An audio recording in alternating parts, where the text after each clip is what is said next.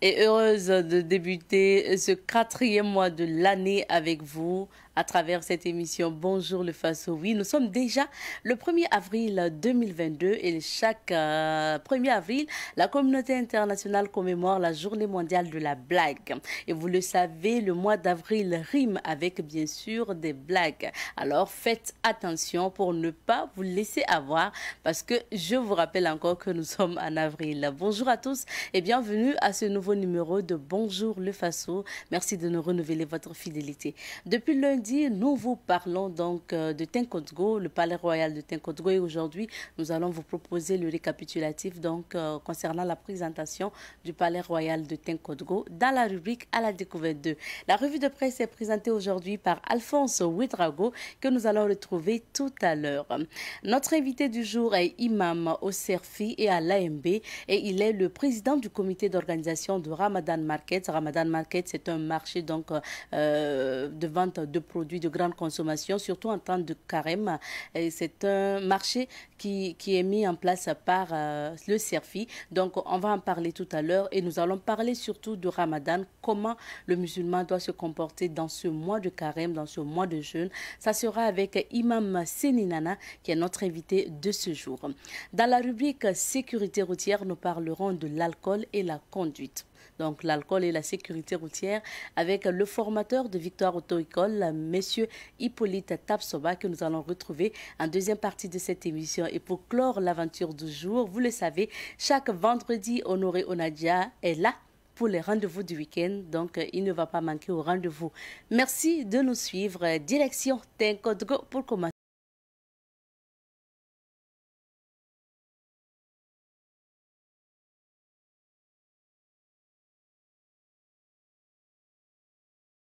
Nous sommes installés confortablement à Tinkodgo, plus précisément dans le palais royal de Tinkodgo. Donc, et pour vous parler justement de ce palais et de la ville de Tinkodgo, notons pour commencer que Tinkodgo est une ville qui se trouve dans la province de Boulgou, dans la région du centre-est au Burkina Faso.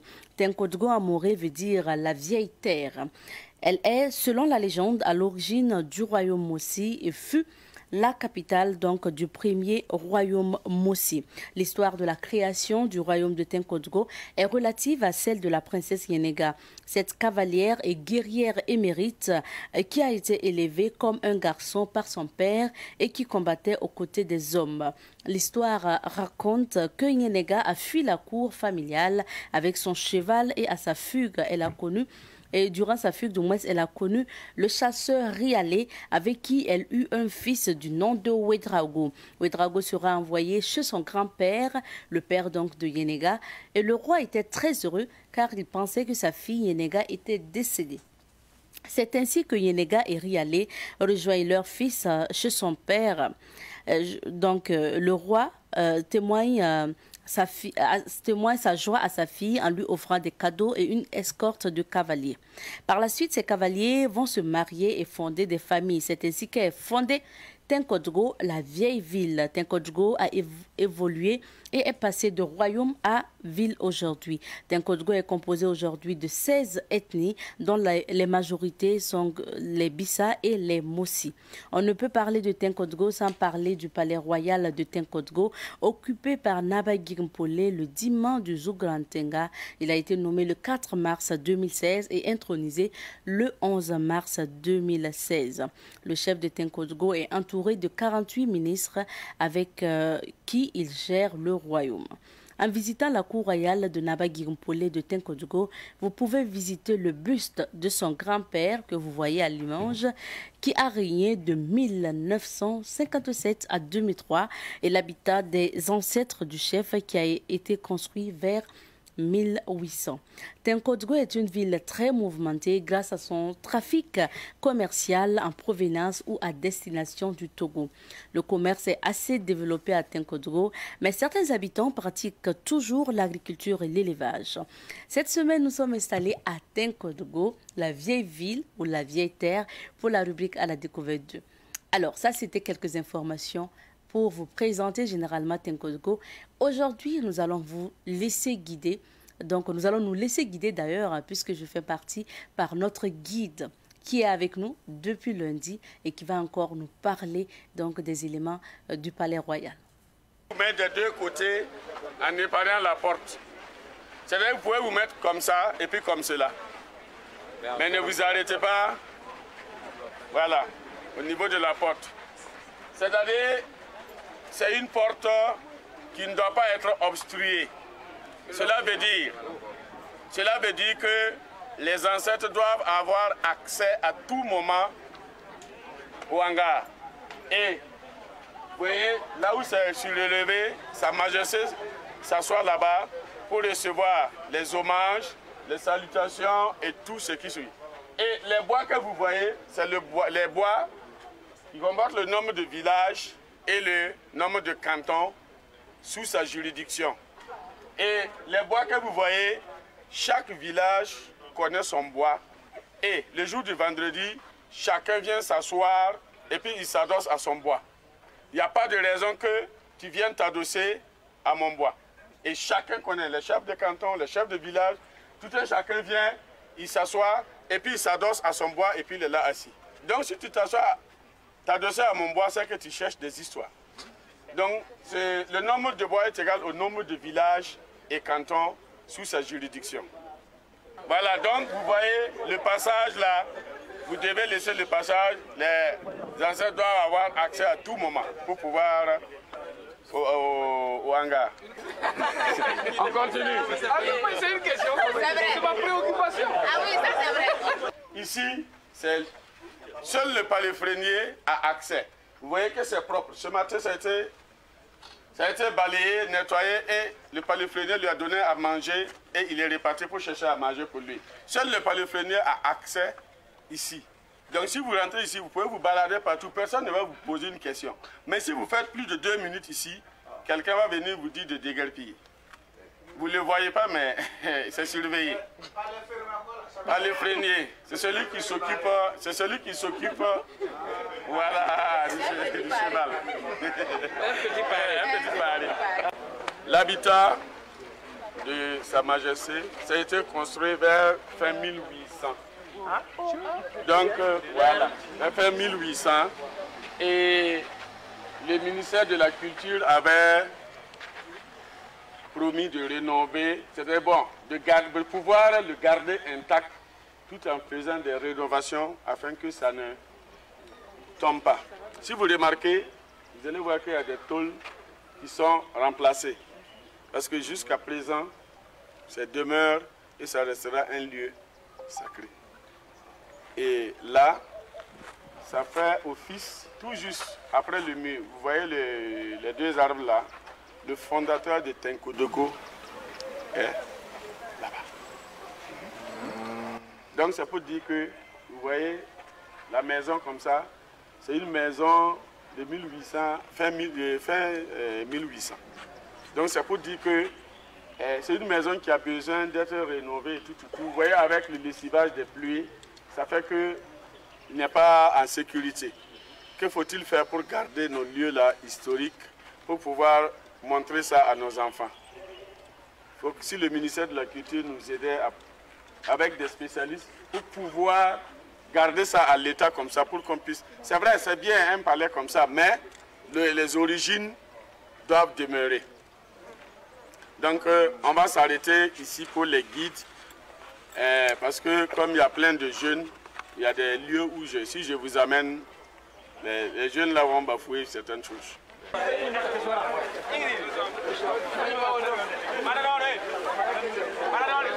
Et vous suivez,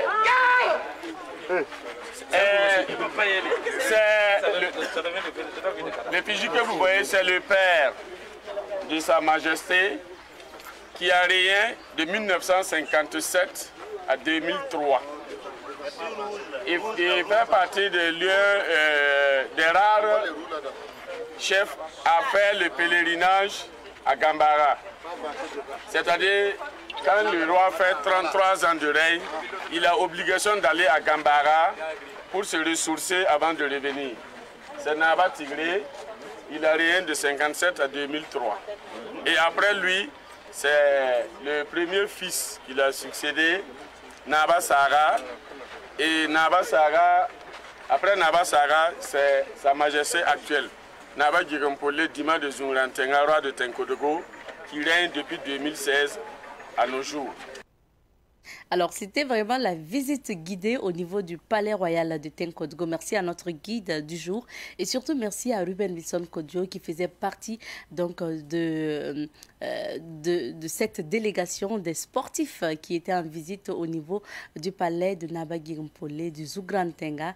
Ruben Wilson Kodjo qui était en qualité bien sûr de journaliste sportif et pas de sportif comme il est dit d'habitude. Alors, nous lui disons merci pour ces éléments et merci surtout au chef donc au Dima du palais donc de Tenkodogo qui nous a bien accueillis et merci bien sûr à ce guide. Pour la revue de presse d'aujourd'hui, nous recevons Alphonse Ouedraogo qui va partager les informations avec nous, virgule et on revient.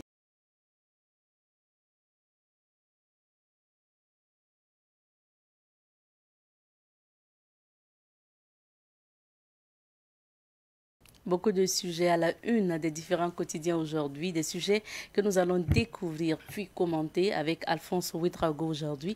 Bonjour Alphonse et bienvenue. Bonjour à toi Abzeta, bonjour à ceux qui nous suivent. Alors, qu'est-ce qu'on retient de l'actualité aujourd'hui? Alors, pour le journal Aujourd'hui au Faso, on retient à la une, ultimatum la CEDEAO pour la libération de Roch Kaboré. Le gouvernement burkinabé botte en touche, c'est à lire à la page 12 du journal Lutte contre le terrorisme. Diplomatie souterraine, subrepticement d'Amiba a-t-il franchi le Rubicon, s'interroge le journal à la page 6. Deuxième édition de Pogandaoro, Awa Ouedraogo sacré lauréate. C'est un autre titre du journal Aujourd'hui au Faso, à lire à la page 5 du journal. Y aura-t-il hausse des prix ou pas? S'interroge le journal à la page 12. Face à la flambée des prix des produits, de certains produits. L'évitement des autorités et arrivée de la CEDEAO, écrit le journal à la page 12. Toujours dans cette rubrique Bolloré Africa, aux mains de l'armateur italo-suisse MSC. Des hélicoptères dernière génération russe pour les FAMA, c'est à lire à la page 3 et 4 du journal Aujourd'hui au Faso. Burkina Faso, Roch libéré ce matin. C'est un titre du journal Aujourd'hui au Faso et à lire à la page 4 du journal. Un autre quotidien du jour, c'est bien le journal Le Quotidien qui affiche à sa une Lionel Bilgo à propos du délai de la CEDEAO. Il dit ceci: le gouvernement du Burkina ne subit qu'un seul délai, celui d'agencer son action conformément aux réalités du terrain. C'est à lire à la page 4. La Sonabel à propos de la période du pic de consommation, à propos de la gestion de la période du pic de consommation.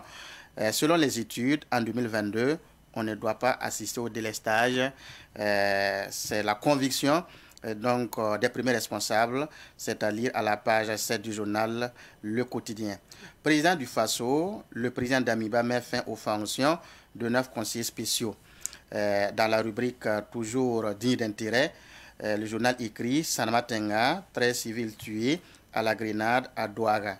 Pendant ce temps, à Solenjo, écrit le journal, le siégé de Dira saccagé, les vivres de l'école B emportés.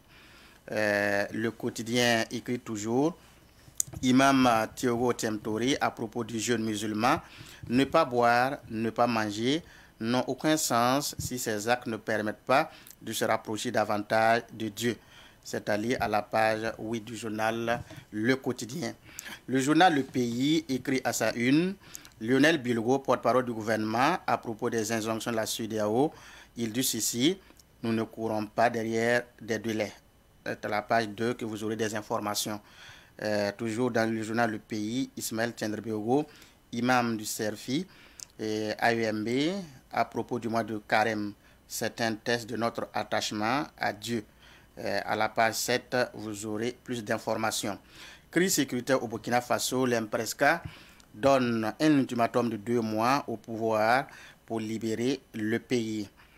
Le journal Le Pays continue à la page 7 et écrit Réconciliation nationale, Yacouba Isaac Zida de retour au Bercail. Président du Faso, c'est dans la rubrique Pot pourri, Le journal écrit président du Faso, voici les 9 conseillers spéciaux renvoyés par le président Damiba. C'est donc la une du journal Le Pays. L'observateur parlera écrit à sa une, durée de la transition, nous ne courons pas derrière les délais, c'est les propos de Lionel Bilgo, porte-parole du gouvernement.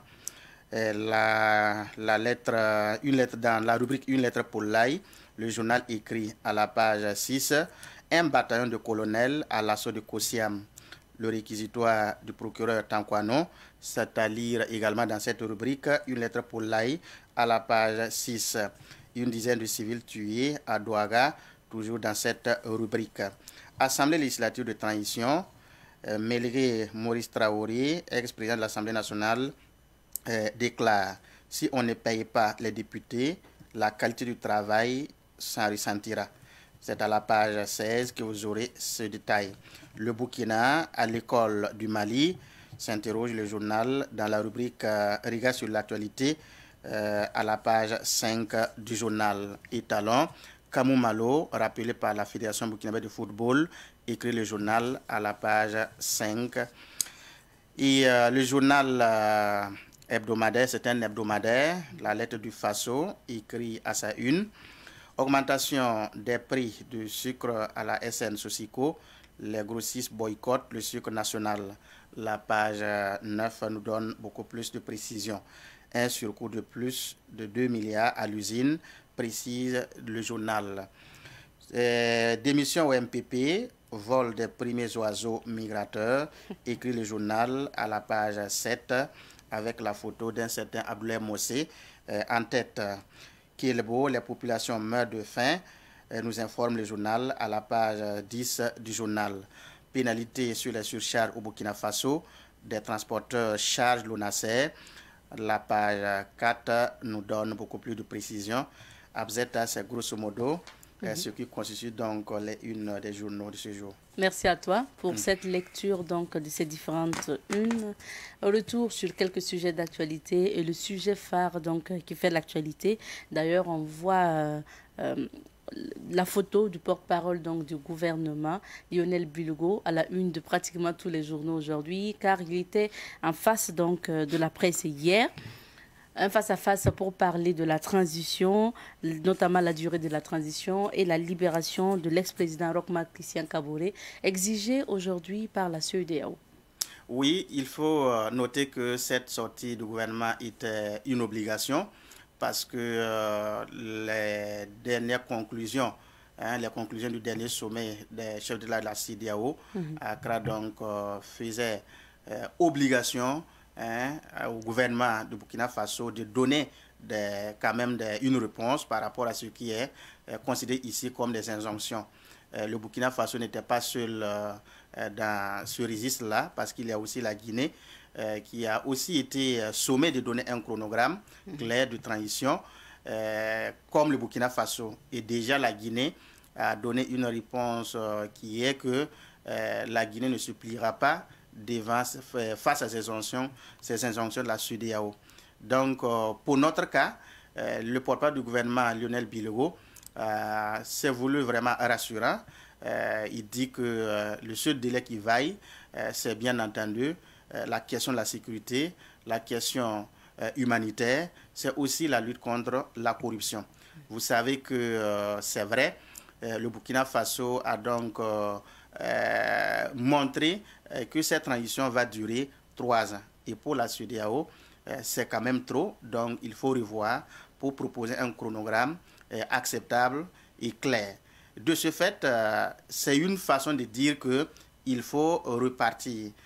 Et repartir, c'est où? C'est par exemple repartir à une autre assise nationale. Parce que ce qui tient cette transition, c'est à l'issue d'un travail produit par les forces vives de la nation.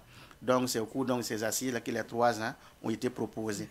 Donc, si chronogramme, il devait y avoir un changement, il faudrait que les forces vives de la nation se réunissent encore pour se parler, pour arrêter encore un autre chronogramme. Donc, la CEDEAO renvoie le gouvernement burkinabé à revoir cet aspect-là. L'autre élément que vous pourrez remarquer dans cette sortie du porte-parole du gouvernement, c'est la question liée à la libération de Roch Marc Christian Kaboré qui a été exigée par la CEDEAO. Je pense que au dernier sommet, cette question est ressortie et le ministre porte-parole du gouvernement a effectivement répondu également à cette question en disant que le gouvernement burkinabé travaille en ce moment avec des gens qui ont une certaine notoriété pour que cette question soit traitée avec prudence et diplomatie. Parce que Roch Marc Christian Kaboré sera libéré, mais pas à n'importe quel prix. N'oublions pas que c'est quand même un ancien chef d'État. Donc, il faut réunir les conditions. S'il doit aller en résidence surveillée de façon acceptable, il faudrait qu'un certain nombre de conditions soient réunies. Il faudrait que pendant ce temps-là, qu'il puisse vraiment être à l'aise. Donc, il va falloir travailler à ce niveau.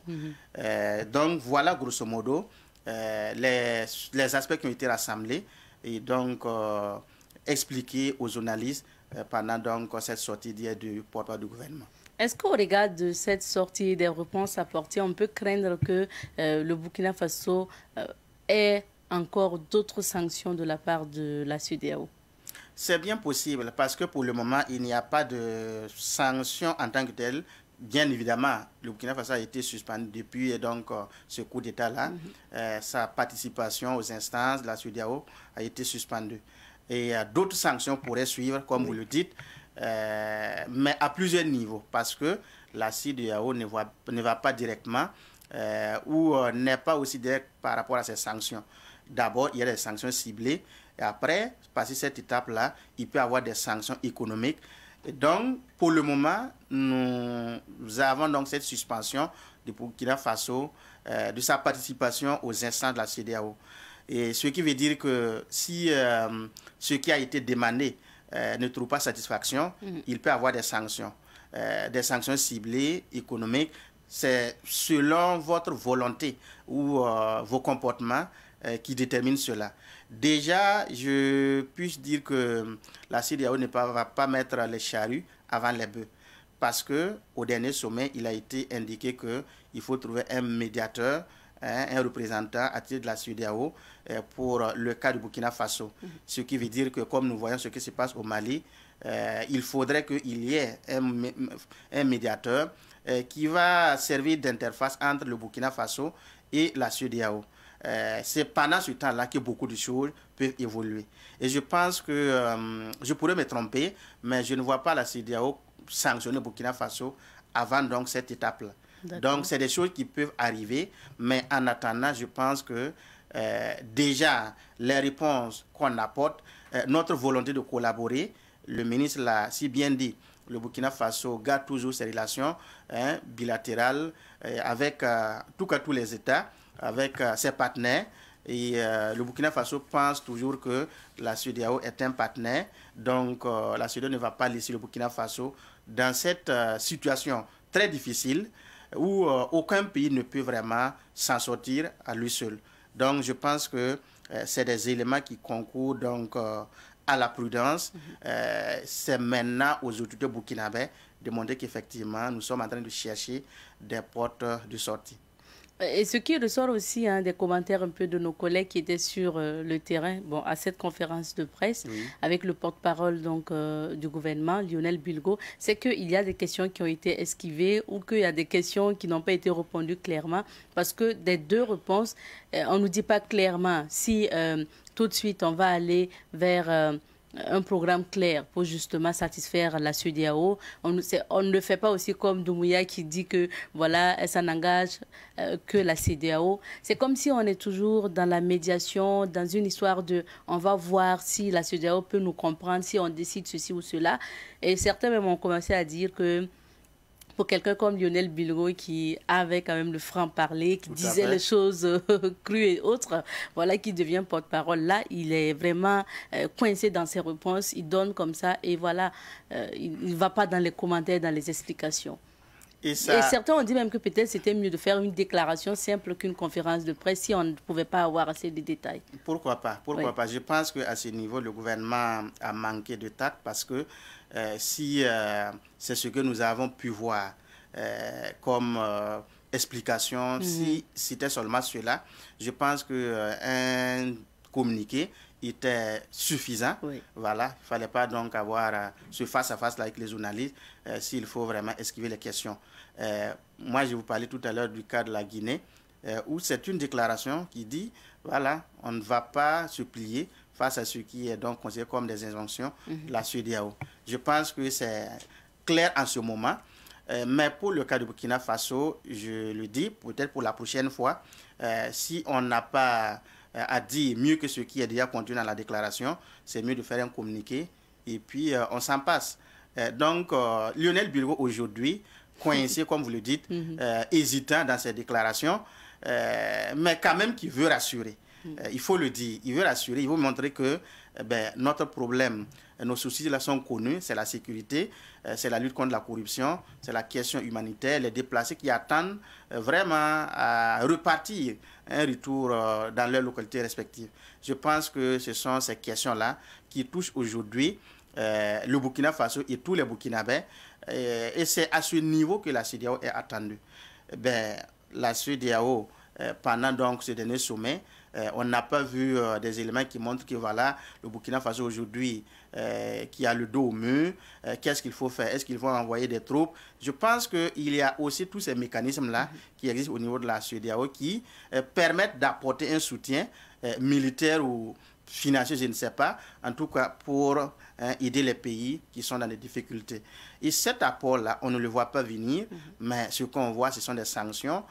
C'est ça qui fait que les gens ont tendance à croire que la CEDEAO n'est plus une CEDEAO des peuples, mais plutôt une CEDEAO de quelques chefs d'État qui travaillent à faire en sorte que ce qui se passe au Burkina Faso ne puisse pas se propager dans notre pays parce que c'est leurs fauteuils qui sont en jeu.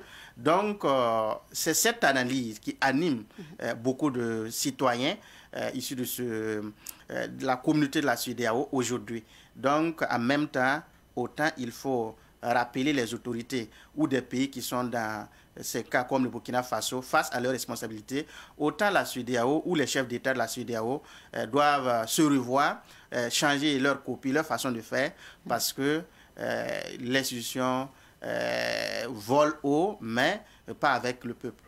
D'accord. Direction la présidence du Faso à présent, 9 conseillers spéciaux remerciés. Est-ce que c'est une surprise, Alphonse? Alors, je dirais que ce n'est pas une surprise parce que à partir du moment où vous êtes des conseillers spéciaux d'un président qui n'est plus en place, automatiquement, vous savez déjà à quelle sauce vous serez mangé. Ce qui veut dire que ça, ce n'est pas une surprise. Comme il fallait s'y attendre, le président Damiba a donc procédé au changement. Pour le moment, on ne sait pas qui sont ceux-là qui ont été choisis pour remplacer ces derniers-là, mais c'est déjà un pas qui est de renvoyer ces conseillers spéciaux-là, de les remercier en attendant de trouver d'autres conseillers qui vont jouer vraiment ce rôle. Donc, Damiba veut déjà commencer ce nettoyage-là autour de lui et peut-être encore mieux dans les jours à venir. On attendra de voir. Et il y a certains aussi qui pensent que ces changements doivent intervenir à d'autres niveaux, les DG, les secrétaires généraux. Pourquoi pas? Pourquoi pas? Parce que vous ne pouvez pas prétendre opérer un changement au niveau de l'administration, au niveau dans plusieurs segments de l'État, sans prendre des décisions fortes, sans poser des actes forts. Je pense que comme nous avons pu le voir en 2015, sous la transition, tous les mercredis, beaucoup étaient vraiment scotchés pour voir est-ce que je ne serais pas débarqué. C'est ce sentiment-là qui manque aujourd'hui, qui fait que les gens voient un président beaucoup plus vu dans des audiences, alors qu'il y a encore mieux à faire. Donc, pour amener tout le monde, pour indiquer le chemin, je pense qu'il faut commencer à ce niveau. Que ce soit des sociétés d'État, des DG de sociétés d'État, des SG, beaucoup de responsables qui étaient vraiment en place parce qu'il y a un système qui était là. Et ce système que vous avez donc décrié, vous ne pouvez pas faire, en tout cas, front commun avec ces mêmes personnes. Donc, forcément, il faut un changement à ce niveau. Et je pense que, j'espère, Ça, c'est une première étape. Et après, donc, ces conseillers-là, il y a d'autres changements qui vont suivre à tous les niveaux et aussi rapidement parce qu'on nous dit que c'est 3 ans, mais 3 ans, c'est à côté. Si d'ici 1 an, on ne voit pas d'acte fort, comme les gens veulent le voir rapidement, ça veut dire qu'on sera coincé. D'autres situations peuvent, beaucoup de choses peuvent se passer. Et c'est en ce moment-là que le président d'Amiba doit nous indiquer la voie à suivre. Alphonse, je te prends au mot. Tu as dit on ne voit pas d'acte fort. C'est ce que certains aussi pensent, qu'on ne voit pas d'acte fort, que le président d'Amiba est actuellement dans des audiences, dans des nominations, voilà, dans des renvois, si tu veux, au lieu donc de poser des actes forts sur le terrain. Est-ce que c'est le même constat que tu fais? Oui, c'est tout à fait le même constat parce que les gens voudraient voir un président comme un certain Doumbouya en Guinée, où les changements, ça n'en pas fini. Il faut changer. Un gouvernement ou un président qui est arrivé suite à un coup d'État, vous ne pouvez pas gérer comme si vous aviez été élu, alors que vous n'avez pas été élu. Donc, c'est par la force des choses que vous êtes arrivé. Il faut montrer qu'on a quelque chose à proposer et à faire mieux que le pouvoir qu'on a chassé. Et c'est ça qui manque à ce niveau. Et je pense que le président d'Amiba devrait ouvrir l'œil sur cet aspect-là, se mettre à l'esprit que 3 ans, c'est vrai, mais il ne faut pas traîner les pieds parce que c'est 3 ans, mais il faut poser des actes forts. Et si on a la volonté de poser des actes forts, je pense que même à 18 mois, comme la CEDEAO le demande, nous, on peut vraiment faire beaucoup de choses. L'essentiel, ce n'est pas le temps, ce n'est pas la durée. 3 ans, ce n'est pas vraiment une fin en soi, mais ce qu'on va mettre comme contenu pendant ce laps de temps-là, je pense que c'est ça qui est très important. Il ne faut pas donner ce sentiment qu'on est venu pour terminer un mandat ou on est venu 3 ans, c'est largement suffisant. On n'a pas à nous presser parce qu'il y a le temps qui est... Non, même en 6 mois, on peut faire beaucoup de choses.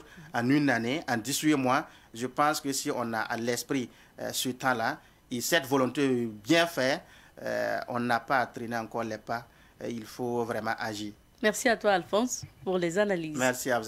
Reste avec nous, nous allons marquer une petite pause pour découvrir les couleurs du temps à travers la météo, le temps de retrouver notre invité du jour.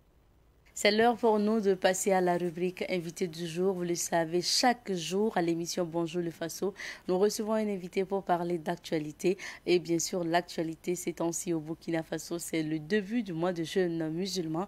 Nous en parlons tout à l'heure avec notre invité, virgule.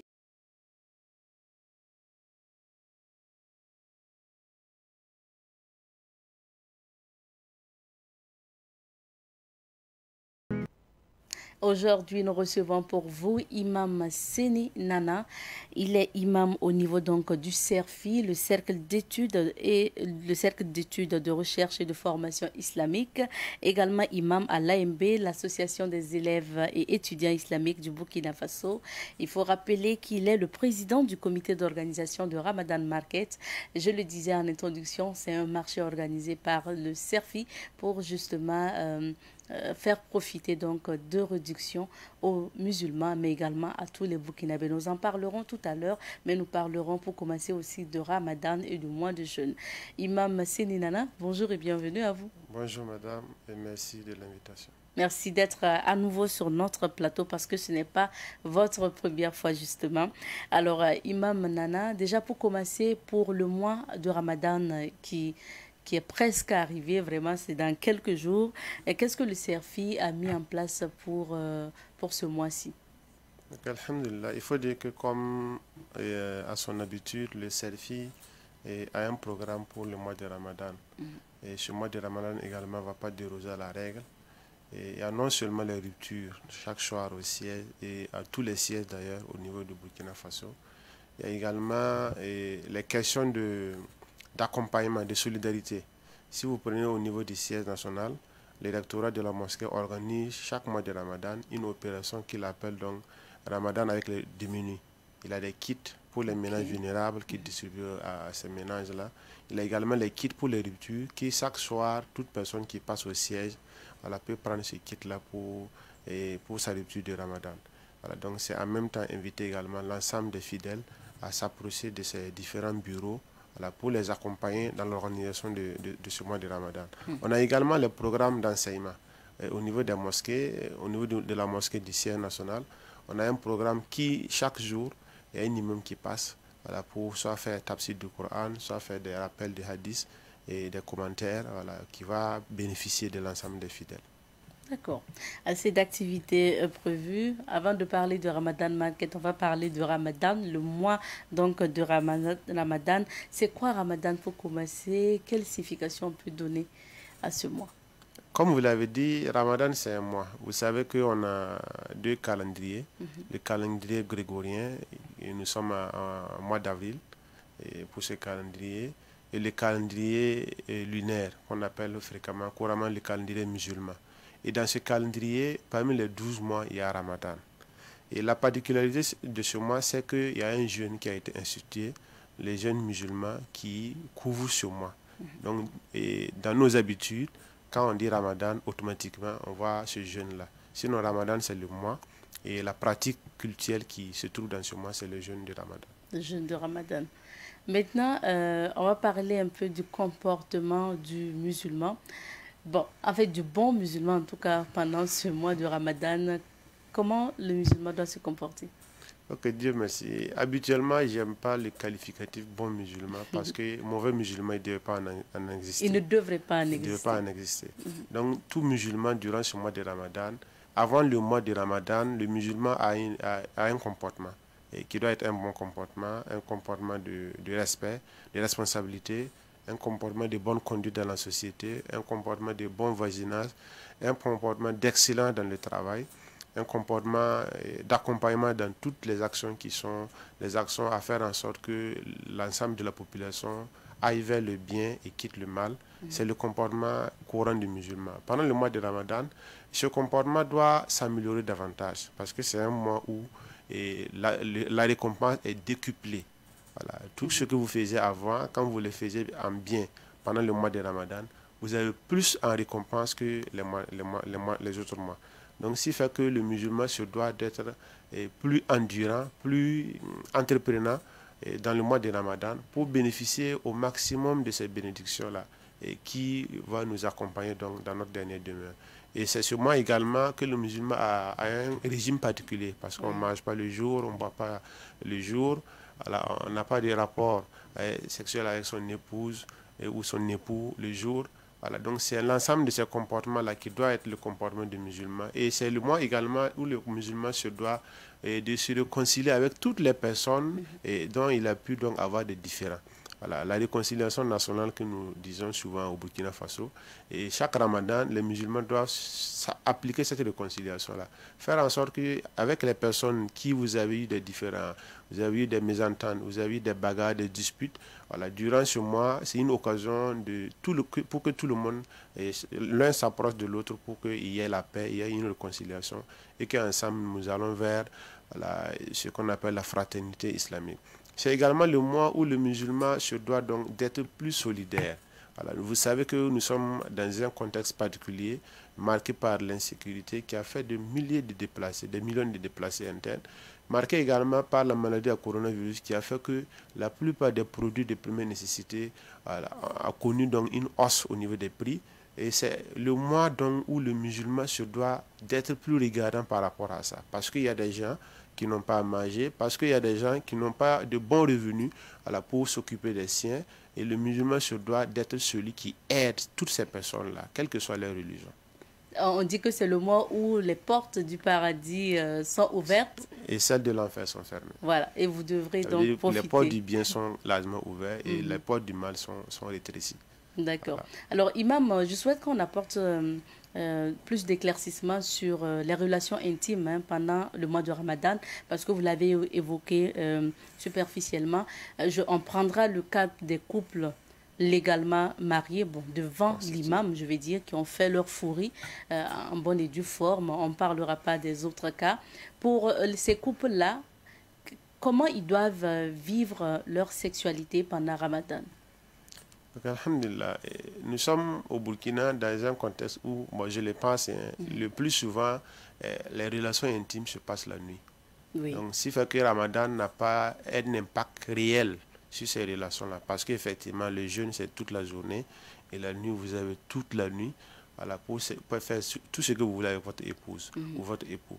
Et il va de soi que vous vous organisez, parce qu'également, la nuit, c'est des moments de prière, les prières de nuit. C'est également se lever tôt, voilà, pour le souhou, pour le repas du jeûne. Voilà, donc, il faut s'organiser de sorte que vos relations intimes n'empiètent pas sur ces aspects-là. Voilà. Mais quand cela ne tienne, vous avez toute la nuit, voilà, entre les deux extrémités, la rupture et le repas du jeûne, là, pour aller comme bon vous semble avec Il ne votre s'agit pas de époux, vous votre abstenir épouse. durant tout le mois, non, Non. mais c'est pendant votre temps de jeûne. C'est pendant le temps de Ok. jeûne. C'est pendant le temps de jeûne qu'il y a l'abstinence.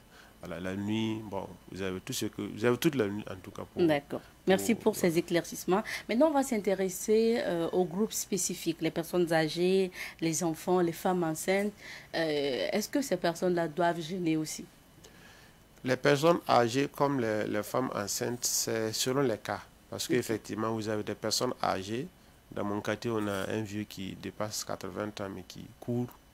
Voilà, quand vous le voyez, vous pensez peut-être qu'il est plus jeune que nous. Voilà. Donc, il y a des personnes âgées qui peuvent jeûner sans problème. Ok. Mais il y a des personnes également, malgré qu'elles ne sont pas âgées, qui ont des difficultés pour jeûner. Soit parce qu'elles sont malades, soit parce qu'elles ont des comorbidités qui les empêchent donc d'observer ce jeûne-là, ou des personnes effectivement âgées qui supportent difficilement le jeûne. À cela s'ajoutent les femmes enceintes, voilà, ou les femmes allaitantes. Voilà, parce qu'il y a la période de la grossesse, il y a également la période de l'allaitement. Voilà, si le jeûne va jouer négativement sur leur santé, voilà, c'est autorisé pour eux de ne pas jeûner. Voilà, soit de reporter le jeûne à un moment plus propice où ils pensent qu'ils vont pouvoir rembourser, soit de faire une compensation, voilà, en considérant chaque jour de jeûne comme un jour où ils vont nourrir un pauvre. D'accord. Donc, là, vous faites des dons. Tout à fait. Ok. Voilà. Maintenant, pour le cas spécifique aussi des enfants, moi, je prends l'enfant de peut-être 5 à 10 ans ou 12 ans. Est-ce que il peut jeûner demi-journée? Parce qu'on voit souvent des enfants faire ça. Tout à fait. L'enfant, c'est le moment d'entraînement. C'est le moment d'apprentissage et c'est le moment également de l'habitude.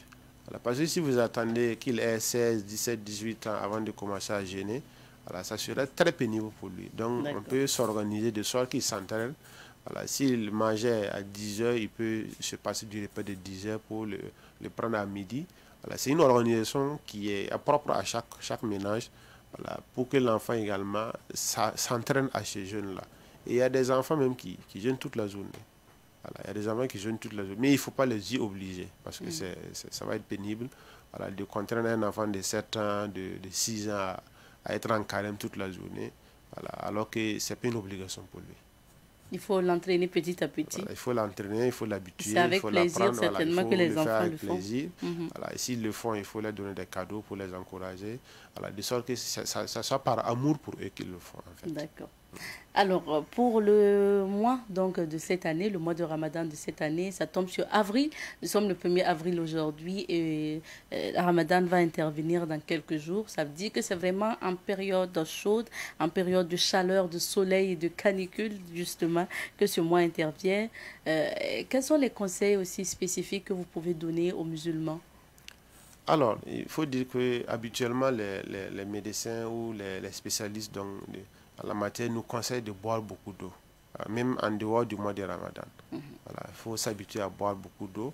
Avec le Ramadan, on ne pourra pas boire l'eau la journée, mais au moment de prendre les repas de jeûne, voilà, il faut boire assez d'eau, et au moment également de la rupture, il faut boire assez d'eau. Voilà. Ce que nous sommes habitués de croire, c'est qu'on pense que c'est en mettant beaucoup de nourriture dans notre ventre qu'on supporte mieux la faim, alors que ce n'est pas toujours le cas. Voilà. Mais quand cela ne tienne, on va prendre attache avec les agents de santé, les spécialistes du domaine, voilà, qui vont toujours nous conseiller quel type de repas prendre, à quel moment, ainsi de suite, et pour pouvoir mieux affronter ce jeûne-là. C'est vrai hein, que les médecins ou les nutritionnistes sont bien placés pour parler de l'alimentation, mais peut-être un petit conseil aussi, on sait que pendant le mois de jeûne, très souvent, même les nutritionnistes commencent à avertir concernant le rattrapage de nourriture les soirs. On se retrouve avec une table bien garnie où il y a des fruits, où il y a bien sûr la nourriture, donc le plat de résistance, les desserts, je ne compte pas les jus et autres, vraiment une table garnie en nourriture. Est-ce qu'après la rupture aussi, il faut vraiment il faut se sentir forcé de manger beaucoup en même temps? Voilà, vous me donnez l'occasion de faire un petit rappel par rapport à l'alimentation des Burkinabés. Vous savez, surtout nous musulmans, pendant Ramadan, alors on met les moyens. On paye des fruits, on paye des jus. Et en dehors du Ramadan, on ne les fait pas. Oui. Voilà, alors que ce sont des choses qu'on devait pouvoir faire toute l'année. Faire en sorte que la famille soit habituée à la consommation des fruits, la consommation des légumes et autres. Donc ce que nous faisons pendant Ramadan, et ça fait que comme ils ne sont pas habitués à en consommer, ils vont en prendre en excès. Voilà. Donc ça fait que c'est tout à fait logique. Voilà. Il y a bissap, il y a zomkom, il y a makouyi, il y a tous les jus et puis il y a tous les fruits. Donc comme ils ne sont pas habitués à en consommer, il va de soi qu'ils prennent en excès. Donc c'est en même temps dire que en fait, la rupture, ce n'est pas un moment de rattrapage. Il n'est pas normal que vous rentrez dans Ramadan et que vous preniez du poids. Voilà. Parce que c'est un mois où on doit sentir la faim. En réalité, ça nous permet de sentir la souffrance de ceux qui n'ont pas assez à manger. Voilà. Et ça nous permet de nous rappeler également que ces personnes ont besoin d'aide. Voilà. Surtout ceux qui sont très nantis, bien nantis. Voilà. Donc quand ils font Ramadan, ils goûtent à la faim, ils goûtent à la soif. Ils se souviennent qu'effectivement, quelque part dans un endroit au Burkina Faso, il y a des gens qui n'ont pas de l'eau, il y a des gens qui n'ont pas à manger et ils doivent travailler à venir en aide à ces derniers-là. Mais quand vous arrivez le soir, vous faites un rattrapage, c'est comme si vous vous êtes tenté d'annuler voilà, l'endurance que vous avez supporté la journée. Et ça, c'est pas bien. Donc il faut travailler à être sobre dans les repas, à faire en sorte que le Ramadan ne soit pas un moment de gaspillage, parce que le Ramadan nous enseigne la solidarité, l'entraide, que le Ramadan également ne soit pas un moment de sommeil, parce que le Ramadan nous enseigne donc les veilles de prière, et le Ramadan ne soit pas également un moment de paresse, parce qu'effectivement, vous allez voir que d'autres personnes, quand ils jeûnent, ils ne veulent plus rien faire. Voilà, ils ne veulent plus rien faire. Bon, ils ne veulent pas venir animer à la télé, ils ne veulent pas aller... Ah non, il n'y a pas de cas comme ça chez nous. Il Hein? n'y a pas de souci. Il n'y a pas de cas chez nous, Imam. Soyez rassurés. Alors, Imam Nana, pour justement les aliments, quels sont les aliments que vous allez recommander aux musulmans? C'est vrai que vous n'êtes pas nutritionniste ou médecin, on le dit, mais vous êtes quand même imam et vous êtes plongé dans quand même l'univers de la rupture hein, pendant le jeûne depuis longtemps. Quels sont les aliments que vous conseillerez? Surtout aussi l'ordre de prise de ces aliments. Je pense que c'est plus pendant la rupture qu'il y a surtout cette recommandation de rompre avec les dates. Voilà, rompre avec les dates, c'est une sunna, c'est une tradition du prophète sallallahu alayhi wa sallam qui dit que en fait, rompre avec les dates, c'est la meilleure manière de rompre. Et les dates également, les nutritionnistes vont nous dire que ça contient beaucoup de nutriments et ça rattrape beaucoup de choses en termes de calories qu'on avait perdues donc toute la journée. Et en dehors de ces dates, si on en dispose, on commence par préférence par les dates. Il y a l'eau simple qu'on peut donc utiliser pour la rupture. Dans nos traditions, on a la bouillie, on a les galettes. Voilà. Tous ces céréales-là, en fait, sont des repas qu'on peut prendre à la rupture. Maintenant, pour jeûner, voilà, vous voyez, si vous vous levez le matin, vous mangez à Tchéké pour jeûner. Vous comprenez que vous allez souffrir toute la journée. Donc, ça va être chaud. En réalité, chacun connaît un peu voilà, le repas qu'il peut prendre et qu'il va pouvoir mieux supporter voilà, durant la journée. Si vous vous adonnez à la sauce tégédégué, tout ce qui demande beaucoup d'eau, alors que vous n'allez pas boire toute la journée. Donc c'est à vous de voir voilà, ce qui vous arrange le mieux. Si vous mangez bien pour gêner, akika pour gêner. Voilà. Après, il ne faut pas dire que le jeûne aujourd'hui fait mal, parce que c'est vous qui avez donc cherché ce problème-là. Alors, maintenant, on va s'intéresser au prix des produits de grande consommation. C'est vrai que Ramadan Market, c'est une petite solution, une des solutions. On va en parler tout à l'heure. Mais on remarque, hein, à l'approche de Ramadan, c'est comme une coutume, vraiment, c'est comme une tradition du moins. Et tout le temps, on augmente, pour ne pas vous parlez des commerçants qui augmentent très souvent les prix du sucre, du thé, du riz, de l'huile, en tout cas les produits de grande consommation à Ramadan. Qu'est-ce qu'on fait pour justement faire face à cette réalité aussi? De façon globale, et c'est dommage pour les habitants donc, du pays des hommes inter, quand on a un besoin par rapport à quelque chose, son coût est inaccessible. Voilà. Quand vous prenez des périodes où on a rupture de carburant, vous allez vous rendre compte qu'il y a une flambée énorme. Quand vous avez des périodes où on a un grand besoin de produits de grande consommation, vous voyez que les prix augmentent. Ça ne devait pas être le cas. Surtout pendant Ramadan. Et surtout que vous avez beaucoup de commerçants, ils sont musulmans. Oui. Ils sont des laïcs. Voilà. Donc Ramadan, non seulement ça peut être un moment de faire des affaires, c'est vrai, on ne l'interdit pas, mais c'est également le moment pour ces derniers-là d'accompagner les jeunes. Voilà, en cassant les prix en fait. Voilà, c'est le moment des promotions. C'est le moment de faire en sorte que tous ceux qui n'avaient pas accès à tel ou tel produit, voilà, s'ils ont un peu, qu'ils puissent accéder. Voilà, vous avez des pays où, pendant même en dehors du Ramadan, les repas, les restaurants et autres, vous avez assez à en consommer, voilà, même si vous n'êtes pas un jeune. Voilà. Donc, c'est pour dire que, en fait, c'est le moment pour nous de rappeler aux Burkinabés d'augmenter, de valoriser la solidarité qui doit exister entre nous, que ce soit en période de Ramadan ou en toute période de soudure. Voilà, il faut valoriser cette solidarité-là et faire en sorte que, c'est vrai, il faut chercher l'argent, mais il ne faut pas le chercher à tout prix. Voilà. D'ailleurs, même si vous vendez moins cher, vous avez toujours votre bénéfice. Voilà. Que dire donc du fait de vouloir augmenter les prix? Je prends un petit exemple. Vous avez des dates, par exemple, en carton, assez bien emballées. Avant, 5 jours avant Ramadan, je demandais à une dame, elle vendait à combien? Elle dit elle vend à 2000. 2000? Oui, elle vend à 2000. Alors que je sais que à partir d'aujourd'hui ou demain, ce même truc qui elle vendait à 2000 sera à 2500. C'est pas qu'on a fait une nouvelle commande. C'est ça, forcément, voilà. En l'espace de quelques jours. Parce que c'est Ramadan, parce qu'on sait que les gens vont venir payer. Voilà, on augmente les prix. Et quand c'est comme ça, c'est vraiment pas bien. Et on rate l'objectif du Ramadan et on rate effectivement les œuvres spirituelles qu'on devait donc augmenter pendant ce mois. D'accord. Nous, on va inviter les grands commerçants qui peuvent justement baisser vraiment les prix au niveau de leur boutique à venir vers nous pour faire la publicité. Nous, on va vraiment... C'est aussi l'occasion de saluer l'État. Parce que vous allez constater que depuis un certain nombre d'années, l'État travaille à réguler les prix, à obliger à ce qu'on vende à tel prix ou à tel autre prix. Et ça, c'est à saluer. Voilà, et il faut reconnaître cela et puis bon, travailler à améliorer la chose. Alors, Ramadan aussi, hein, un des problèmes que très souvent aussi les autres soulignent, c'est le problème d'hygiène. C'est une réalité, il faut qu'on en parle, Imam Nana. On retrouve souvent aussi certains musulmans qui jeûnent. Quand on jeûne, on ne veut pas avaler peut-être les crachats et on déverse donc ces crachats. Le problème, c'est qu'il y a certains qui ne prennent pas le soin de bien déverser ça quelque part, qui crachent partout, ou qui crachent vraiment sur la route. On se retrouve souvent même à recevoir des crachats parce qu'on est sur sa moto en circulation. Ça aussi, c'est vraiment un comportement à déplorer. Vous savez, le manque d'hygiène, je peux dire, il est burkinabé. Voilà. Bon, la plupart des Burkinabés manquent d'hygiène. Voilà. Des gens vont dire peut-être qu'on exagère, mais c'est en fait la réalité. Vous allez voir des gens, ils sont assis devant des caniveaux, qu'eux-mêmes remplissent, après ils se plaignent que la mairie ne vienne pas cuire. Voilà. Vous allez voir des gens en circulation qui jettent des pots de bananes, des sachets plastiques à tout vent. Voilà. Et ce sont ces mêmes personnes qui jeûnent. Ce n'est pas d'autres personnes. Voilà. Pendant le mois de Ramadan, on ne fait pas une importation de nouveaux types de Burkinabés voilà, pour pratiquer le Ramadan. Donc, ces habitudes qu'ils avaient là, en fait, ce sont des habitudes qui les suivent. Vous allez même voir des gens en circulation. Bon, c'est vrai que c'est aussi l'organisation de la ville de Ouara qui n'est pas ça. Ils s'arrêtent quelque part et puis ils se mettent à pisser. Voilà. Il y a toutes ces pratiques-là qu'on voit dans la circulation.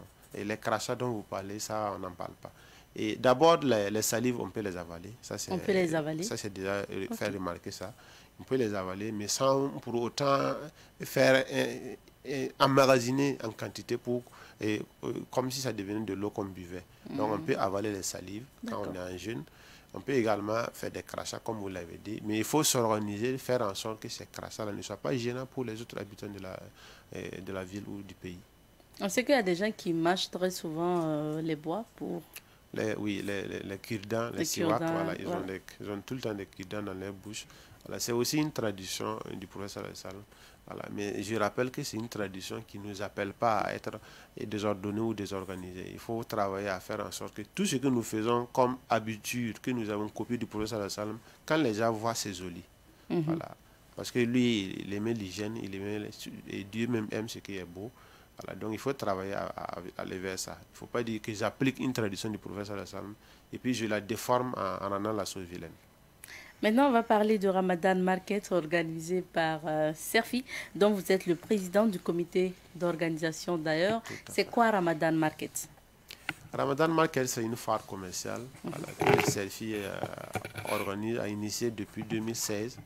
Voilà, et qu'il organise chaque année pour accompagner au début du Ramadan les musulmans à mieux rentrer dans les jeûnes du Ramadan. C'est un marché où on met à la disposition d'un certain nombre d'exposants des stands et on invite la population à venir donc vers ce marché-là pour s'approvisionner en produits de première nécessité.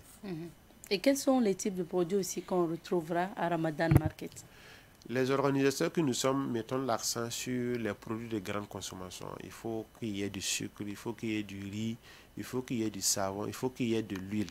Voilà, ça c'est des produits de base, il faut qu'il y ait des dates, ainsi de suite. Mais après ça, les exposants sont libres de venir exposer aussi d'autres types de produits. Vous avez même des gens qui viennent exposer des produits de la pharmacopée traditionnelle. Vous avez des gens qui viennent exposer des produits solaires, des plaques solaires ou des lampes solaires. Vous avez également des caisses, des banques qui viennent exposer. Voilà. Il y a tout type d'exposants, pourvu que votre produit que vous exposez là ne soit pas interdit donc, dans la religion, comme de l'alcool, comme autre chose du genre. Mais comment vous contrôlez aussi un peu les prix, surtout pour les produits de grande consommation? Il faut dire que nous négocions à ce que les exposants travaillent à diminuer les prix. Voilà, mais ce n'est pas un contrôle en tant que tel. Voilà, et on négocie à ce qu'ils diminuent les prix et qu'ils travaillent à faire en sorte que tous ceux qui viennent à la foire trouvent des produits moins chers qu'ailleurs. Parce qu'effectivement, si à la foire ça coûte plus cher qu'ailleurs, bon. Ça ne sert pas de se déplacer. Ça ne sert pas de se déplacer et ça ne sert même pas de l'organiser en fait. D'accord. Maintenant, est-ce qu'à ce jour, on a toujours la possibilité de prendre des stands pour exposer nos produits? Oui, il faut prendre attache avec le comité d'organisation, effectivement. Il faut venir même au siège du Serfi parce que c'est tout près du siège du Serfi. Vous allez voir de vos yeux, voilà, et vous pourrez choisir un stand. Et si à votre arrivée, il y en a toujours, voilà, parce qu'effectivement, un nombre limité, voilà, qu'il faut travailler donc à satisfaire. Et Ramadan Market, c'est de quand à quand? Ça a débuté le 31 mars 2022 et ça finit le 14 avril 2022. Et l'ouverture officielle, c'est le 2 avril 2022 à 16h sur le site de la foire. Et le site de la foire, c'est où? Voilà. Si vous connaissez le siège du Serfi, le siège national du Serfi, qui est aux 1200 logements, le côté sud, il y a un espace vert et c'est sur cet espace vert-là que se tient donc la foire. D'accord. Et quelle est votre invite à l'endroit des Burkinabés concernant cette foire Ramadan Market que vous organisez? L'invite, c'est de s'approprier de cette foire. Non seulement on a la foire à Ouara, mais on a aussi la foire à Oundé, on a la foire à Bobo, on a la foire dans d'autres localités, à Ouayugia. Voilà. Et Ouayugia même couvre tous les Ramadan. Voilà. On a la foire dans d'autres localités. Il faut vous approprier de cette foire-là, faire en sorte que ce soit votre foire. Voilà. Visiter les produits, en payer. Voilà. Vous avez même des personnes qui viennent payer, qui ne sont pas forcément musulmans, pour faire des dons à d'autres personnes qui sont en situation de jeûne. Donc ce sont des choses à saluer et à promouvoir. Et pour finir, nous allons revenir sur le début du jeûne. C'est prévu pour quand, Imam? Nous sommes le 1er avril et normalement, ce soir, nous allons chercher la lune. Comme vous le savez, au Burkina Faso, il y a plusieurs manières d'observer le début du Ramadan. Il y a le fait de voir la lune. Voilà. Vous avez vu la lune, vous commencez Ramadan. Vous n'avez pas vu la lune, vous attendez un jour de plus. Nous allons chercher la lune aujourd'hui. Si on ne l'a pas vue, la Fédération des associations islamiques va faire un communiqué dans lequel il va nous dire que la lune n'a pas été observée et que le Ramadan débute dimanche 3. Et si on l'a vu aujourd'hui, c'est le 2 avril que le Ramadan commence. et tous les musulmans doivent suivre cela. D'accord. Voilà. Donc, mais nous pouvons apprendre qu'il y a eu la lune au Niger ou dans d'autres pays, mais si ce n'est pas au Burkina seulement, bon, et ils peuvent commencer à jeûner, nous on attendra à la légende un jour après. D'accord. Donc c'est soit demain samedi, soit le dimanche. On attend de voir la lune, d'observer du moins la lune ce soir, vendredi. Si on la voit, on jeûne demain et samedi. Si on ne la voit pas, on jeûne dimanche. Plus tard, à 22h30, il y aura un communiqué de la FAIV. Donc il faut attendre le communiqué surtout. Il faut attendre le communiqué pour l'ensemble des musulmans. Mais si moi, individuellement, j'ai vu la lune, même si les autres ne l'ont pas vue, ils peuvent faire leur communiqué après. Mais moi, j'ai l'obligation de jeûner parce que j'ai vu la lune. D'accord. Voilà. Ok. Merci bien pour ce rappel. Est-ce que vous pouvez aussi nous rappeler les heures de prise de repas et de rupture? Généralement, on sait que ça change. Généralement, c'est 15 minutes avant la prière dans votre mosquée. Vous êtes dans un quartier, vous avez une mosquée où vous priez la prière de soupe, la prière du matin. Oui. Voilà, 15 minutes avant la prière, c'est le temps du repas. Le temps où ça arrête, généralement le repas. Également, donc, si vous priez à 5h30, actuellement, il y a beaucoup qui prient à 5h10. À 5h10, il faut manger. Ça veut dire à 4h55, il faut arrêter de manger. Voilà. Si vous également le soir à Maghrib, la prière du coucher, voilà, juste donc au moment où on fait l'azan, c'est le moment également de la rupture. Mais quand cela ne tient, vous allez avoir également un communiqué qui va fixer les horaires de prise et d'abstention des repas. Parce que ça évolue aussi en fonction des jours. Ça évolue, la météo aide effectivement à faire des prévisions par rapport donc, aux heures de début, aux heures de la fin. D'accord. On aura le calendrier d'ici là, disons. Merci à vous d'être passé. On vous souhaite encore une réussite pour Ramadan Market. Merci bien, ça a été intéressant et malheureusement c'est déjà fini. C'est déjà fini. Oui, mais on aura d'autres occasions. Imam Sininana est président du comité d'organisation de Ramadan Market. Il est par ailleurs imam au CERFI, le CERFI qui est le Cercle d'études, de recherche et de formation islamique, également imam à l'AMB, l'association des élèves et étudiants islamiques du Burkina Faso. Et nous avons parlé de Ramadan. Pardon? Étudiant musulman au Burkina. Étudiant musulman au Burkina. Étudiant ingénieur informaticien. Non, AMB. Ah d'accord, la classification. Ah oui, les élèves et les étudiants burkinabés. Ok, merci bien. Merci. Alors, c'est ici qu'on s'arrête pour l'entretien de ce jour. L'alcool et la conduite, c'est le thème de la chronique sécurité routière aujourd'hui. Nous retrouvons notre formateur juste après ça.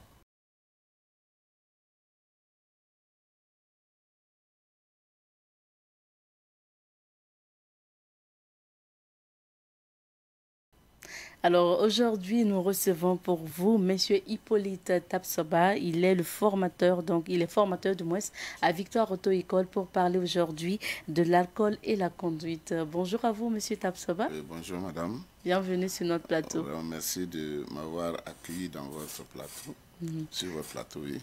Alors, on parle d'alcool et de conduite. Pourquoi ce thème? Alors, nous avons remarqué que la majorité des accidents sont dus à la consommation non seulement de l'alcool, des stupéfiants et souvent des médicaments tranquillisants pendant la conduite. Et tout ça, c'est des trucs qui peuvent aggraver un accident. Ça peut aggraver un accident. Oui. Et que peut-on dire de la consommation de ces stupéfiants ou de l'alcool avant la conduite? Oui, vous savez que près de la moitié des accidents sont dus à la consommation de l'alcool, des stupéfiants. Et une fois les avoir consommés, ils vont directement dans le sang et pour être diffusés sur tout le corps de l'homme. Alors, donc, du coup, ça diminue le champ visuel.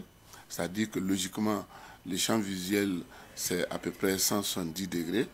Mais quand vous prenez de l'alcool, ça se réduit à 30 degrés. Et du coup, ça augmente le temps de réaction. Le temps de réaction normal d'un homme, c'est 1 seconde. Donc, le temps de prononcer 3 syllabes. Et logiquement, vous devrez être capable de réagir dans 1 seconde.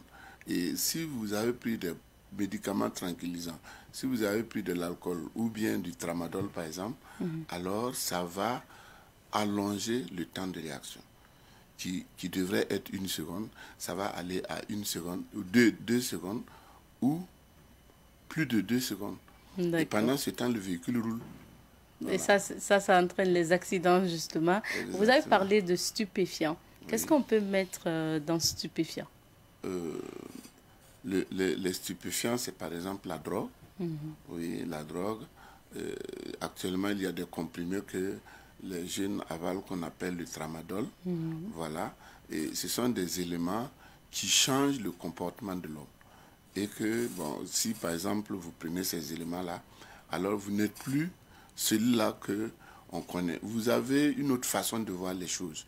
Et c'est comme on a dit, ça force l'appréciation des distances, ça rend son consommateur méchant envers les autres, ça fait dormir et ça diminue les réflexes. Ça diminue le réflexe, donc il y a forcément donc, des effets, les effets de l'alcool et les stupéfiants, aussi sur le consommateur. Exactement.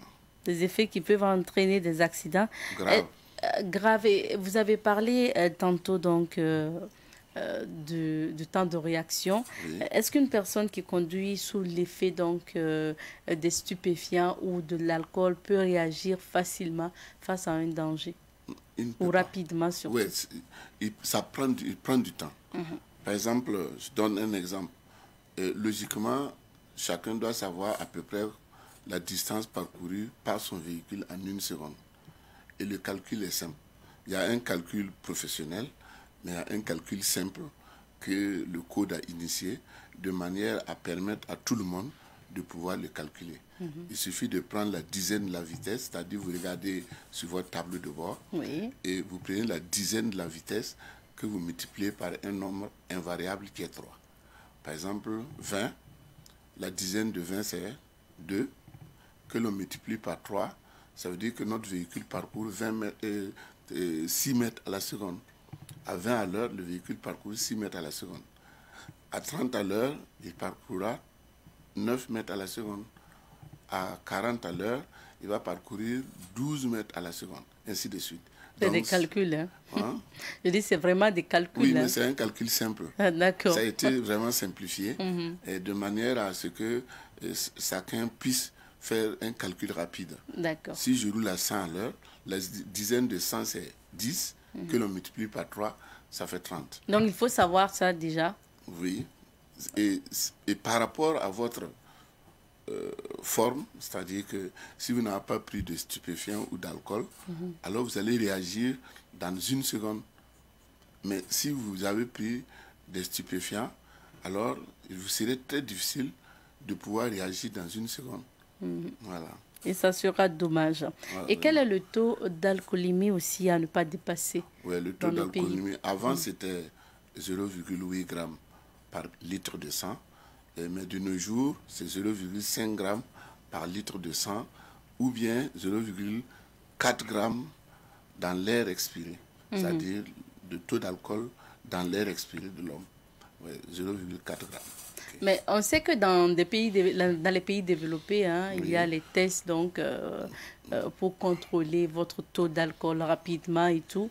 Est-ce que ça s'est développé au Burkina? Au Burkina, de toute façon, je connais des sociétés qui ont intégré ce système-là avant que le conducteur ne sorte du véhicule. Des sociétés de transport, vous voulez dire? Oui, des sociétés de transport à Ouagadougou qui utilisent des appareils de contrôle. Et vous savez qu'actuellement, il y a des appareils sophistiqués qui sont mieux que les 3 premiers appareils qui étaient l'alcotest, l'éthylotest et l'éthylomètre. On a mis ça de côté et trouvé d'autres appareils plus performants et plus simples à utiliser. Et avec ces appareils-là, on arrive à détecter rapidement si le gars a pris des boissons alcoolisées en trop grande quantité ou pas. Voilà. Ça, c'est pour les sociétés, par exemple. Oui, les sociétés, c'est exact. Oui, les sociétés, les grandes sociétés. Je sais qu'il y a des sociétés, je ne peux pas oui, bien sûr, vous ne pouvez pas citer de nom, mais on retient cela. Maintenant, M. Tapsoba, pour les contrôles au niveau de nos routes, on sait que c'est assuré par la police. Bon, est-ce que au niveau de la police aussi, nous avons ces appareils-là pour tester le taux d'alcool? Malheureusement, jusqu'à présent, non. Et ce qui est grave, c'est qu'en cas d'accident, le policier ne peut pas dire que le conducteur avait pris des boissons alcoolisées ou pas. Sauf s'il est vraiment ivre voilà, à mort, sauf s'il quoi. il est en train Il de est vraiment... dantiner ou bien Voilà. en parlant comme ça. Sinon, mais pourtant, pour quand même situer les responsabilités, il faut un appareil de précision. Et avec ça, on parle avec aisance. D'accord. Et alors, en général, quelles sont les conséquences aussi de la conduite en état d'ivresse? Alors, vous savez que, comme je l'ai si bien dit, alors l'alcool et les stupéfiants, une fois que vous les consommez, ça diminue le champ visuel, ça augmente le temps de réaction, ça force l'appréciation des distances et des vitesses. C'est-à-dire que souvent, quand on veut traverser une route et qu'on doit regarder à gauche et à droite, un véhicule qui vient de la droite ou de la gauche, on peut croire qu'il est loin. Or, il est déjà Parce qu'on arrivé. voit deux. Voilà, exactement. Et ça donne la fatigue et on a tendance à vouloir dormir au volant. Et enfin, ça diminue les réflexes, comme je l'ai dit. Et malheureusement, ça entraîne des accidents. Voilà, c'est ça. Le résultat, c'est les accidents. Et des accidents graves. C'est dommage. Ouais, donc, l'homme qui prend l'alcool, d'ailleurs, il est dit qu'il faut choisir entre la conduite et l'alcool. D'accord. Voilà. Les deux, pas en même temps. Pas les deux en même temps. C'est d'ailleurs Faut choisir l'un ou interdit de conduire lorsqu'on est ivre. Exactement. Voilà. Ok. Maintenant, quels sont les conseils que vous pouvez donner en général pour souvent ces fêtards-là qui partent quand même lucides, mais qui, au retour, deviennent ivres ou sont sous? Voilà. Moi, je pense que souvent, il faut arrêter de prendre trop l'alcool. Il faut en prendre juste ce qu'il faut pour votre organisme, mais il ne faut pas exagérer. Alors déjà, si vous prenez une grande quantité, alors ça vous permet, ça va vous créer des problèmes. D'accord. Et souvent même, les collègues voient que c'est les amis qui t'ont invité, voient que ça ne va pas, mais au lieu de te ramener, non, on te laisse tout seul. Et après, c'est la mort qui s'ensuit. C'est dommage. Oui, c'est ça. Merci en tout cas pour vos conseils. Merci. Et on se retrouvera un autre vendredi pour la chronique sécurité routière. Ok, merci beaucoup. Allez, bon travail. Merci. Restez avec nous. Monsieur Hippolyte Tapsoba est formateur à Victoire Auto-École et nous parlions de sécurité routière avec lui, l'alcool et la conduite qui ne font pas d'ailleurs bon ménage. Donc, quand vous êtes ivre, restez là où vous êtes ou faites-vous déposer. Ne conduisez surtout pas parce que c'est interdit d'ailleurs. Et pour clore cette émission, nous sommes avec Honoré Onadja qui va nous donner les événements qui vont marquer ce week-end, virgule, et on revient.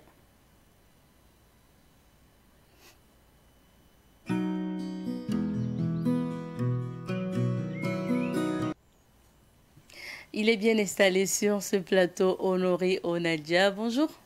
Bonjour à toi et bonjour à nos téléspectateurs et téléspectatrices. Alors, Honoré, aujourd'hui, on débute les rendez-vous du week-end en humour, spectacle d'humour organisé par le Cercle des Arts Vivants.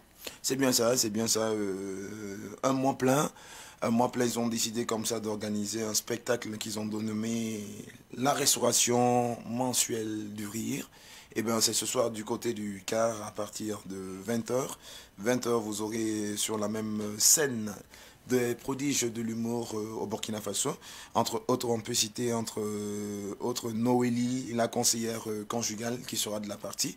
En plus d'elle aussi, vous aurez aussi la petite Balakissa qui est la petite patronne. Mais en plus de cela aussi, vous aurez des drôles de filles qui vont les accompagner. Tout ça, c'est ce spectacle-là qu'on réserve à toutes ces personnes-là qui vont effectuer le déplacement ce soir déjà, à partir de 20h précisément au Cercle des Arts Vivants, précisément à Gouguin. Voilà, et pour une somme de 2000 francs. C'est un mot de passe. C'est un mot de passe pour retrouver celles-là même qui vont vous faire oublier quelques problèmes qu'on a traversés durant toute la semaine. Et de l'autre côté, en centre-ville, au niveau de l'Institut français, il y a un programme ce week-end. Tout à fait. Au niveau de l'Institut français, déjà, on a pensé à la jeunesse. C'est vrai que les congés sont finis, d'autres ont repris les cours. Mais ça n'empêche pas aussi que, comme c'est le premier samedi, juste après les congés, on a décidé de faire la part belle aux enfants de moins de 6 ans ou plus, pour dire tout simplement qu'on a pensé à la jeunesse. Et c'est un ciné jeunesse qu'on va proposer demain déjà, à partir de 17h. Et le titre, il est intitulé Petit Vampire de John Sfar. C'est ce film-là que l'on va vous proposer pour un prix d'entrée de 1000 francs et 1500. Je précise pour ceux-là qui ont plus de 6 ans. Parce que de 0 à 6 ans, l'entrée, elle est libre et gratuite. Et c'est précisément au Petit Méliès. Et juste après cela, on va vous proposer encore, pour ceux-là qui sont fans de bonne musique, pour ceux-là qui sont fans d'expression, qui vont vous permettre un peu de balader un peu, pour vous permettre d'oublier un tout petit peu. Ce qu'on va proposer, c'est une orchestration, mais pas des moindres. C'est un événement nommé Medicine Man Orchestration. C'est ce qu'on va vous proposer. Et demain, c'est un spectacle, un événement qui va jumeler et de la musique, mais aussi des personnes aussi qui vont bien interpréter, pour vous dire tout simplement qu'on vous réserve cette surprise-là demain déjà. Et ça, c'est au Grand Méliès à partir de 20h30 pour un prix d'entrée de 2000 francs et 3000 francs. Donc, voici ce qu'on pourrait dire du programme comme ça, de l'Institut français. T'inquiète pas, pour le Ciné Burkina, c'est tout à l'heure. Et le Ciné Burkina, quel film est projeté là-bas, Honoré? Pour le Ciné Burkina, c'est un film qui fait son bonhomme de chemin, qui a débuté depuis le 28 et qui continue son bonhomme de chemin jusqu'au 3 avril. Pour ceux-là qui n'ont pas encore eu la chance d'aller suivre ce film-là, c'est ce film-là qu'on vous propose aux séances de 18h30, 20h30 et 22h30, qui n'est tout simplement que ce film intitulé The Virtual Love. Un film voilà, que l'on vous propose. L'amour virtuel. Quoi. Tout à fait. Okay. Un film proposé par, qui est réalisé voilà, par Jemili Legpa Gervais. C'est ce film-là que l'on vous propose depuis le 28, sur aux séances de 18h30, 20h30 et 22h30. Pour ceux-là qui connaissent les habitués du ciné Burkina, le mot de passe est 1500, 2000. Donc on parle pas trop. Et pour terminer, retour à la maison, à Savane Média, autre rendez-vous. Retour à la maison, déjà, c'est pour vous dire que demain, vous aurez votre émission Ensemble, on peut comprendre sur l'ensemble du média, à partir de 8h, avec un invité, avec le chef de l'information, qui n'est autre que Ismaël Rabo, le directeur de l'information, va discuter. Mais en plus de cela aussi, on a initié une nouvelle émission qui se passe du lundi au vendredi, à partir de 11h sur Savane TV. Ça, c'est aujourd'hui. Voilà, cette émission qui n'est autre que Cadeau du jour. Voilà, Cadeau du jour vous donne rendez-vous à partir de 11h pour vous proposer encore un débat avec un partenaire qui va nous rejoindre, mais plus aussi des indices qui vont vous permettre de deviner notre cadeau. Mais retenez le numéro, c'est le 0221 0202 pour participer. Et on se fera le plaisir de vous remettre le cadeau si toutefois vous arrivez à le deviner. Merci bien Honoré Onadia. L'émission Cadeau du jour est animée par Honoré Onadia et Bintou Kindo. Merci bien. À 11h, on vous retrouvera. Merci. Et bien avant, à 10h, ce sont les flashs en langue nationale française, en langue nationale morée, mais en français également. Alors, Honoré Onadia qui se marie demain officiellement, donc nous allons lui souhaiter heureux ménage. Merci, merci. Ah ben c'était mon poisson d'avril, puisque nous sommes le 1er avril. Mais t'inquiète pas, ça va venir, c'est promis. Alors Honoré Onadia, on te souhaite un bon mois d'avril. D'ailleurs, c'était pour t'arracher un sourire et arracher un sourire également aux téléspectateurs. Rendez-vous lundi pour d'autres aventures de l'émission Bonjour le Faso. Portez-vous bien et on se dit cuss.